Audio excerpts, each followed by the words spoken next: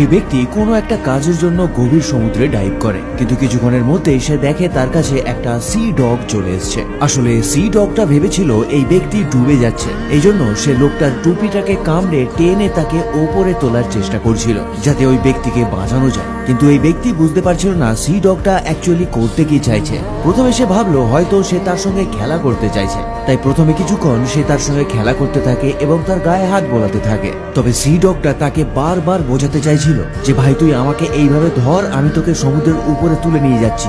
অবশেষে সি ডগটা যখন তাকে তার কথা বোঝাতে পারলো না, তখন সে তার পার্টনারকে ডেকে আনলো এবং তারপর সে তার পার্টনারের সঙ্গে সেরকমই করে দেখানোর চেষ্টা করলো যেভাবে ওই সি ডগটা লোকটাকে বাঁচাতে চায়। তারপর ওই ব্যক্তি বুঝতে পারে অ্যাকচুয়ালি সি ডগটা করতে কি চাইছিল এবং বুঝতে পেরে লোকটা তার মন রাখার জন্য সি ডগটা যা বলছিল সে সেটা করে এবং সি ডগটা তাকে ধরে সমুদ্রের উপরের স্তরে নিয়ে যায়। এই ঘটনার পর থেকে সমুদ্রের ওই জায়গাতে